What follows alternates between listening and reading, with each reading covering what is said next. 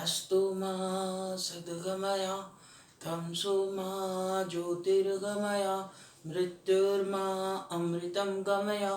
ओम शांति शांति शांति।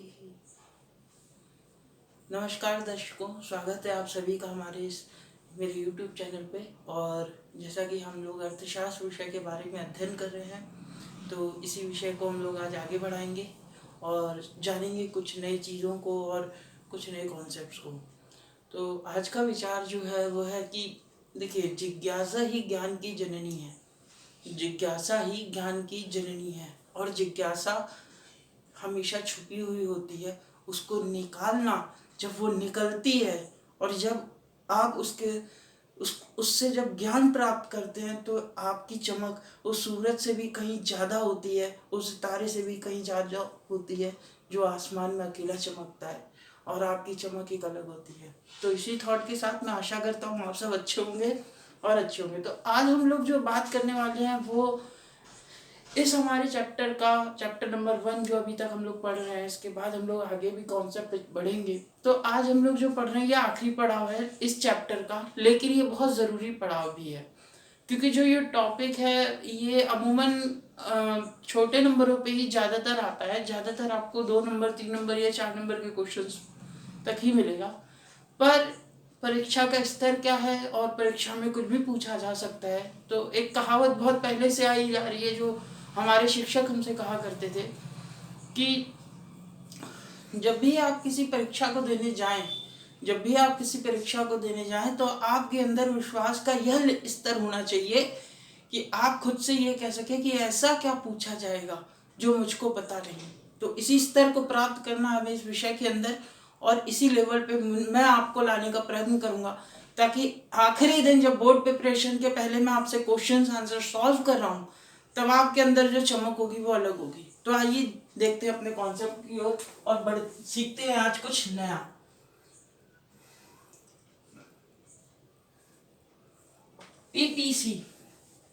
PPC एक बहुत normal सा जनरलाइज्ड वर्ड है जो इकोनॉमिक्स के अंदर आता है, और इससे जुड़े बहुत सारे सिद्धांत हैं, बहुत सारी थ्योरीज हैं। सबको मैंने पढ़ा और समझा और उसके बाद कुछ चीज़ें निकाली जो आपके लिए बहुत हेल्पफुल होंगी और जो बहुत आसान है, आपको समझ में भी आएगी। जनरल लाइफ में भी आप इसको बहुत आसानी से इस्तेमाल कर सकते हैं और इससे अपने बहुत सारे ऐसे निर्णय ले सकते हैं जिससे कि एक एक कहते हैं कि एक बिना कुछ जाने आप कोई निर्णय लेना और जान के कोई अच्छा निर्णय लेना, तो वही फर्क आ जाएगा जब आप इस चीज़ से निकलेंगे। तो जिज्ञासा बनाए रखिएगा, जोश हाई होना चाहिए और सीखने की क्षमता अच्छी होनी चाहिए। ये तीनों की कल्पना करता हूँ मैं आपसे और आशा भी करता हूँ। और जैसा कि मैं अपने हर वीडियो में कहता हूँ, जब आप लेक्चर के माध्यम से पढ़ते हैं तो 3 बातों का आपको बहुत खास ख्याल रखना है। ध्यान से सुनना है, ध्यान से देखना है, ध्यान से उसको इमेजिन करना है और अप्लाई करना है अपनी निजी ज़िंदगी में, और देखना है कि क्या आपके अंदर कुछ बदलाव आ रहे हैं या नहीं। और जब आप निर्णय ले रहे हैं तो आप इसमें दूसरों को भी मदद ले सकते हैं, यह जानने में कि आप में परिवर्तन कितना आ रहा है।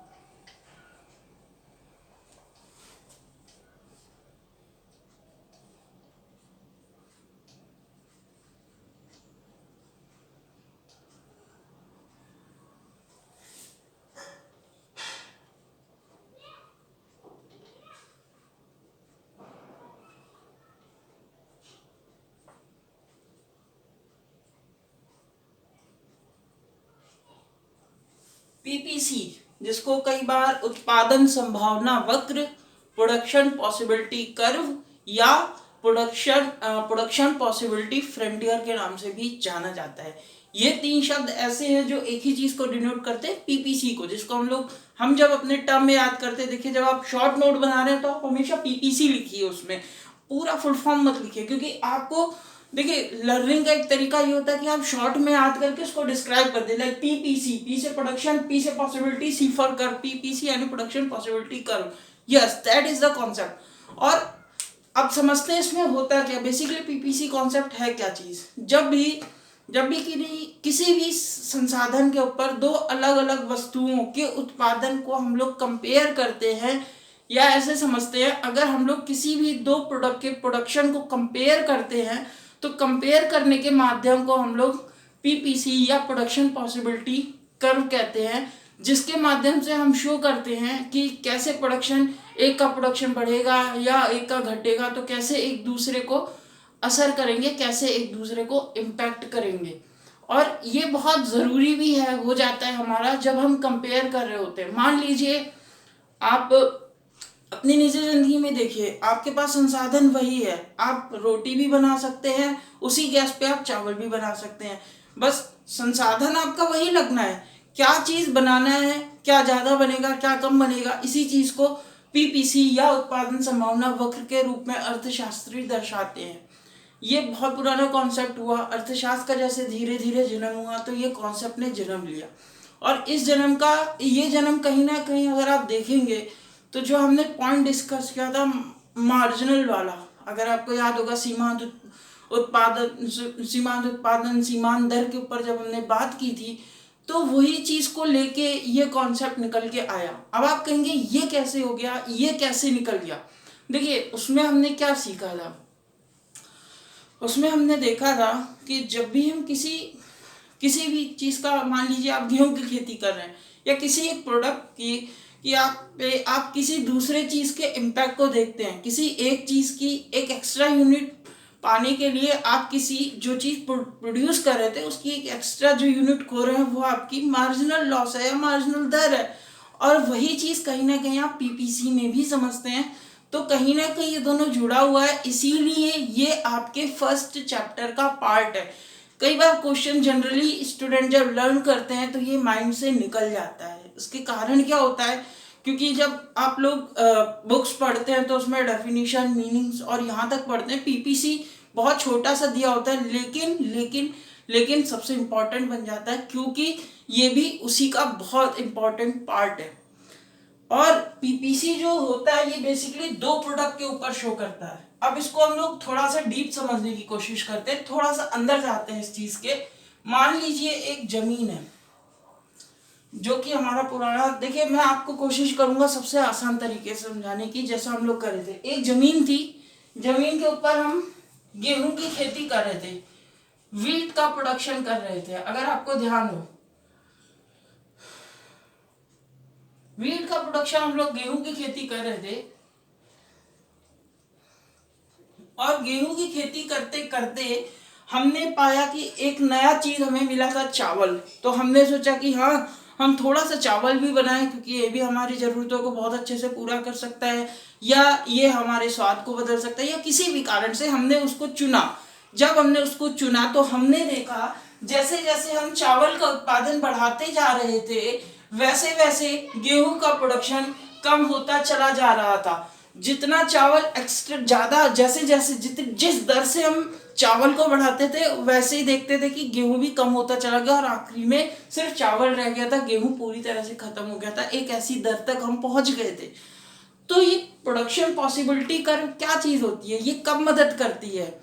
जब, याद करिए, जब हम लोग पढ़ रहे थे, हमने जब पुराना कॉन्सेप्ट पढ़ा था, जब हम पढ़ रहे थे इकोनॉमिक प्रॉब्लम के बारे में, तो क्या प्रोड्यूस किया जाए के अंदर हमने पढ़ा था कि एक प्रोड्यूसर को हमेशा दिक्कत होती है इस चीज का फैसला लेने में कि वो किस प्रोडक्ट को ज्यादा प्रोड्यूस करे। अगर उसने प्रोडक्ट चुन भी लिया तो उसके सामने अगली जो प्रॉब्लम उत्पन्न होती है वो होती है कितना प्रोडक्शन किया गया, और उसी कितना को सॉल्व करने का तरीका वो पीपीसी से निकाल सकता है। लेकिन सिर्फ पीपीसी से नहीं निकलेगा, क्योंकि जब हम लोग आगे देखेंगे तो इसमें और भी चीजें जुड़ेंगी, और इसी सवाल का जो आंसर है ये हम लोग खोजने की कोशिश करेंगे आगे के कॉन्सेप्ट पे, जिससे कि हमारी भी समझ का एक दायरा बने, हम भी समझ पाए कि केंद्रीय समस्याओं को ध्यान में रख के इस विषय को बनाया गया है। और केंद्रीय समस्याओं से जब ये चीजें जुड़ जाएंगी तो आपको भी अलग अलग तरीके से उसको समझना नहीं पड़ेगा, आप एक ही चीज से सारी चीजें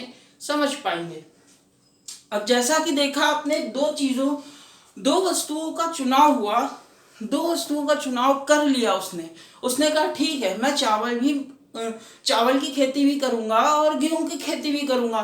लेकिन परेशानी उसको ये आ गई कि वो कितना चावल करेगा या कितना गेहूं करेगा, ये निर्णय कैसे ले। तो इस निर्णय को लेते वक्त उसने क्या सोचा, सबसे पहले मैं वो स्थितियां बनाता हूँ, वो स्थितियों को देखता हूँ, एक डायग्राम के थ्रू समझने की कोशिश करता हूँ कि क्या क्या हो सकता है, मतलब क्या पॉसिबिलिटीज हो सकती हैं, क्या दर हो सकती है, क्या तरीका हो सकता है कि मैं कितना क्या करूंगा तो क्या होगा। उसको एक समझने का, एक डायग्राम रूप में उसको समझने का तरीका बना production possibility curve, production possibility frontier, या जो हम लोग कहते हैं उत्पादन संभावना वक्र, हिंदी वाले खासकर उत्पादन संभावना वक्र। तो ये कुछ इस तरह की बनती है, ये बेसिकली कुछ इस तरह की बनती है। इसके ऐसे बनने के कई कारण हैं, इसके कारणों पर भी हम लोग चर्चा करेंगे। अच्छा, ये कैसे बढ़ती है, लाइक आगे बढ़ेगी, पीछे बढ़ेगी, या ऊपर हो जाएगी, नीचे हो जाएगी, तो ये आगे हम लोग समझेंगे। तो बेसिकली जो प्रोडक्शन पॉसिबिलिटी कर्व है वो क्या चीज़ है, आपको थोड़ा सा समझ में आया होगा। ये दो चीज़ के प्रोडक्शन को कंपेयर करने का एक डायग्रामेटिक तरीका है, ग्राफिकल तरीका है, लेकिन ये एक अच्छा तरीका भी है और यही एक तरीका ही है। अब हम लोग एक सवाल लेते हैं, एक एग्जाम्पल लेके समझेंगे इस चीज़ को, इसी कॉन्सेप्ट को एग्जाम्पल के थ्रू जब हम लोग समझेंगे तो हमें बेहतर इस विषय को, इस चीज़ को समझने में आसानी होगी। तो आइए देखते हैं। पहले हम लोग ले लेते हैं पॉइंट्स, दूसरा ले लेते हैं हम लोग वीट, और तीसरा ले लेते हैं राइस। अब मान लीजिए कुछ कंडीशंस है, 100 है, ये 0 हो गई, ये कुछ भी हो सकता है। ये ऐसा नहीं है कि देखिए जो एग्जांपल मैंने लिख लिया आपको यही लिखना है, आप अपने हिसाब से भी आंसर ये बना सकते हैं एग्जांपल्स, और मैं चाहता हूँ आप अपने एग्जांपल्स खुद से बनाएं। आप खुद इतने सक्षम हो कि खुद के एग्जांपल्स हो, लाइक 90, 70, 40, 0, यहाँ पे हम लोग 10, 20, 30, 40, ABCD। ये पॉइंट्स बेसिकली क्या हैं, जब भी प्रोड्यूसर ये डिसाइड कर रहा होगा, जब वो देख रहा होगा ग्राफिकली कंडीशंस को, उन कंडीशंस को जहाँ पे वो प्रोडक्शन के निर्णय ले सकता है, जहाँ पे वो डिसाइड कर सकता है कि ओके इस पॉइंट पे आके मेरा production this is sufficient according to demand. बहुत सारी मार्केटिंग सिचुएशंस को देख के उसने कहा ठीक है कि मुझे ये पॉइंट अच्छा लग रहा है, तो वो एक बेसिकली पॉइंट टेबल पे जब जाता है तो अलग अलग पॉइंट्स पे लेता है ताकि उसको डिसाइड करने में इजी रहे। इन फ्यूचर भी अगर उसको चेंजेस करने हैं, लाइक ठीक है मुझे यहाँ नहीं यहाँ प्रोड्यूस करना है, तो वो इजीली अपने डिसीजन फ्लक्चुएट कर सके।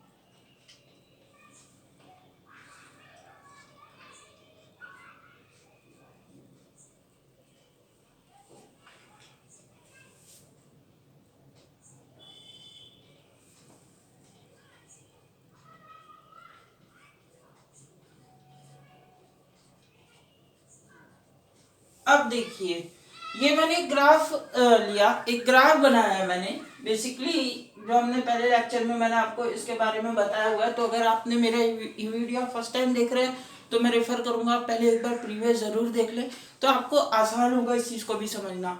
तो ये वीट को रिप्रेजेंट कर रहा है और यहाँ हमने राइस को रिप्रेजेंट किया। अब देखिए जब वीट 100 kg था तो राइस 0 था, यानी पॉइंट ए, अगर हम पॉइंट ए देखें तो वीट 100 है, वीट 100 कहाँ पे होगा, 0, 100 ये है वीट।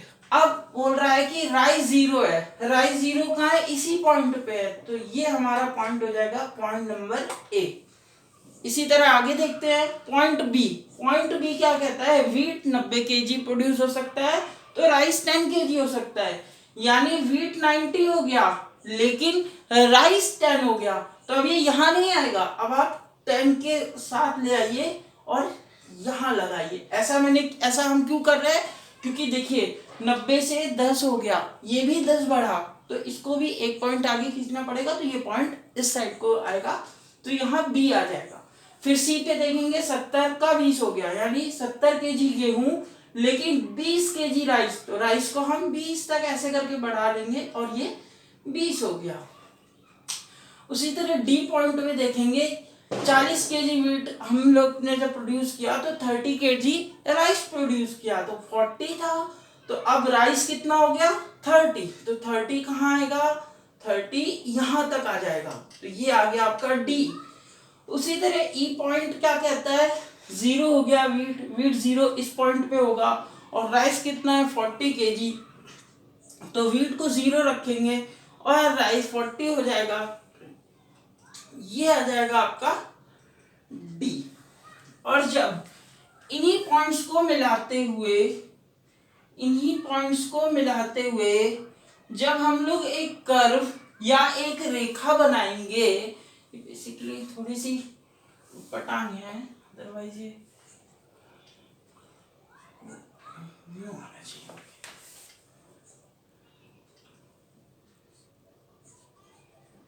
यस, जब इन पॉइंट्स को जोड़ते हुए आपको एक कर्व ड्रॉ करेंगे, जब जो कर्व निकल के आएगी वो प्रोडक्शन पॉसिबिलिटी कर्व होगी, जो कि दो प्रोडक्ट के बीच में होने वाले प्रोडक्शन के डिफरेंट कंडीशंस को रिप्रेजेंट करेगी। इसको ऐसे समझें कि दो विभिन्न वस्तुओं के उत्पादन की संभावनाएं जितनी बन सकती है उसको प्रदर्शित या रेखाचित्र करती हुई जो रेखा आएगी उसको हम उत्पादन संभावना वक्र, प्रोडक्शन पॉसिबिलिटी कर्व या प्रोडक्शन पॉसिबिलिटी फ्रंटियर बोलते हैं। अब दो बातें होती हैं, इसमें दो बातें बहुत समझने वाली बात है, तर्कपूर्ण है और समझने है। सबसे पहली चीज जो प्रोडक्शन पॉसिबिलिटी कर्व कहती है कि मान लीजिए ये आपका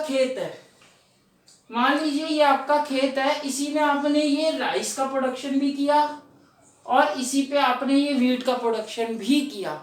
तो पहला जो कंडीशन जो कहता है, जो पहली बात जो कही जाती है वो ये कही जाती है कि रिसोर्सेस फुली यूटिलाइज्ड है, यानी संसाधनों का पूरी तरह से प्रयोग किया जा रहा है, मतलब पूर्ण कुशलता के साथ हम लोग जो भी रिसोर्सेज है उसका यूज कर रहे हैं, यानी इससे ज्यादा या कम नहीं है, हम लोग फुली यूटिलाइज कर रहे हैं रिसोर्सेज को, और उसके बाद जो क्वांटिटी आ रही है उसको लेके हम लोग पीपीसी बना रहे हैं। तो पहला कंडीशन ये था। लेकिन इसमें हुआ क्या, इसमें कुछ अर्थशास्त्रियों ने कुछ सवाल खड़े कर दिए। अर्थशास्त्रियों का ये मानना था कि ठीक है, आप कहते हैं कि रिसोर्सेज फुली यूटिलाइज किए जाने चाहिए, हम मान लेते हैं कि हम रिसोर्सेज को फुली यूटिलाइज करेंगे, पर रिसोर्सेज किसी भी दो प्रोडक्ट का सेम प्रोडक्शन क्वांटिटी या यूनिट देंगे ये ज़रूरी नहीं हो सकता। अब इसको ऐसे समझते हैं, एक टेक्निकल इंजीनियर, मान लीजिए गूगल में काम करने वाला एम्प्लॉई है और किसी कारण से अगर कल वो किसी फैक्ट्री में जाके काम करने लग जाए तो उसका जो प्रोडक्शन होगा या उसका जो परफॉर्मेंस लेवल होगा वो डेफिनेटली है दोनों जगह चेंज होगा।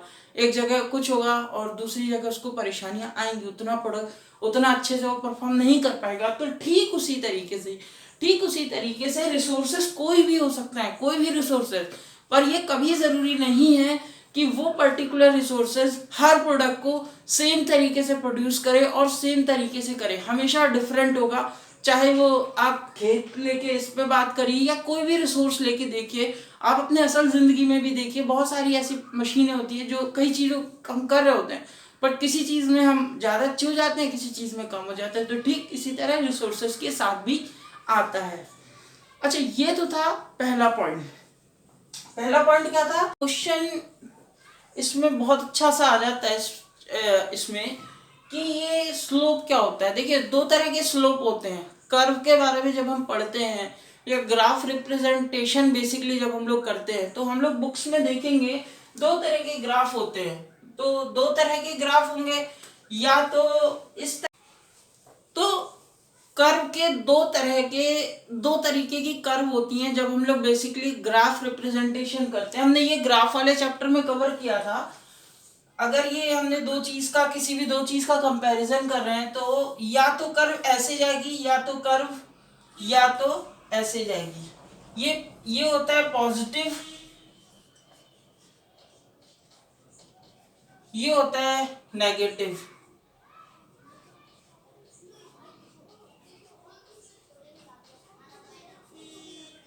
इसे पॉजिटिव स्लोप कहते हैं, इसे नेगेटिव स्लोप कर्व कहते हैं। तो ये होता क्या चीज है बेसिकली, क्यों ये टर्म होता है। पॉजिटिव स्लोप कर्व के साथ जो पॉजिटिव वर्ड आया है इसमें होता क्या है कि दोनों, आप देखिए, दोनों चीजें बढ़ती जाएगी समय के साथ साथ।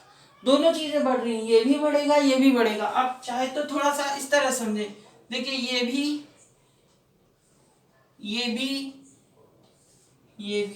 यानी ये भी बढ़ गया, ये भी बढ़ गया, ये भी बढ़ गया, ये भी बढ़ गया।